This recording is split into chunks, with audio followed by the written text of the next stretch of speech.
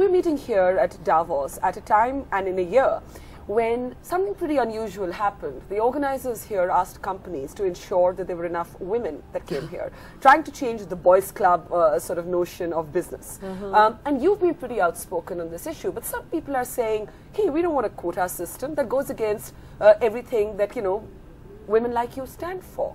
Do we need a quota system in business?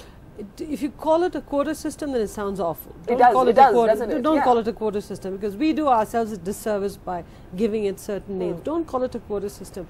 What is Davos trying to do? Davos is saying that the more women you have in the group, the more inclusive the conversation can be a richer dialogue. That's all Davos is saying.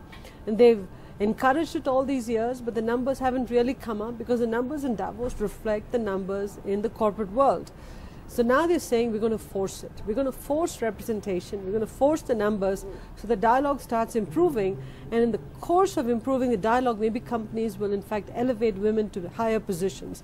So I think Davos is doing the right thing. World Economic Forum is doing the right thing, insisting on this.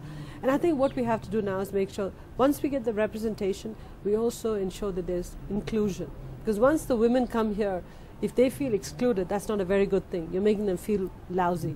So I think we now have to figure out ways to create programs that they feel included in. But do you support the organizers here actually saying that 1 in every 5 delegates that come here and are sent by companies should be women? I think it's a great idea. You don't think that's too regimented? Why not? We've got to start somewhere, Barka. We've just got to start somewhere.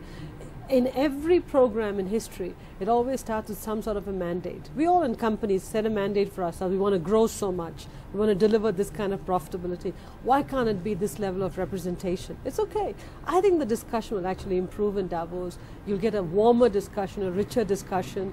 The world is 50% women. In fact, maybe 50.5% women. Why can't Davos be at least 20% women? Not a bad goal at all.